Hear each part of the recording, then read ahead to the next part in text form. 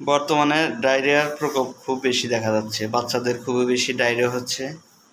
তাই সকল অভিভাবকদের একটা কথা বলতে চাই যে ডায়রিয়া হলে অ্যান্টিবায়োটিক্সের কোনো রুলস নাই।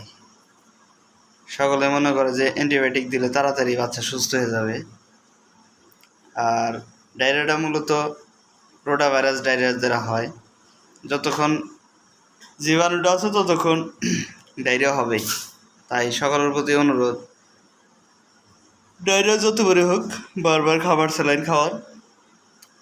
এখানে অ্যান্টিবায়োটিক্সের কোনো রুলস নাই, অ্যান্টিবায়োটিক্স দিলে কোনো কাজে আসবে না। যতক্ষণ পেটে জীবাণু আছে ততক্ষণ ডায়রিয়া হবে।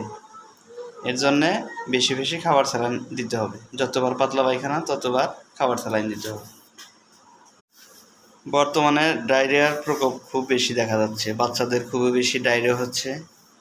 তাই সকল অভিভাবকদের একটা কথা বলতে চাই যে ডায়রিয়া হলে অ্যান্টিবায়োটিক্সের কোনো রুলস নাই। সকলে মনে করে যে অ্যান্টিবায়োটিক দিলে তাড়াতাড়ি বাচ্চা সুস্থ হয়ে যাবে। আর ডায়রিয়াটা মূলত রোটা ভাইরাস ডায়রিয়া দ্বারা হয়। যতক্ষণ জীবাণুটা আছে ততক্ষণ ডায়রিয়া হবেই।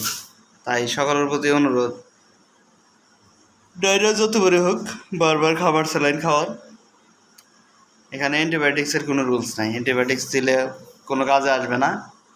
যতক্ষণ পেটে জীবাণু আছে ততক্ষণ ডায়রিয়া হবে। এর জন্যে বেশি বেশি খাবার স্যালাইন দিতে হবে। যতবার পাতলা পায়খানা ততবার খাবার স্যালাইন দিতে হবে।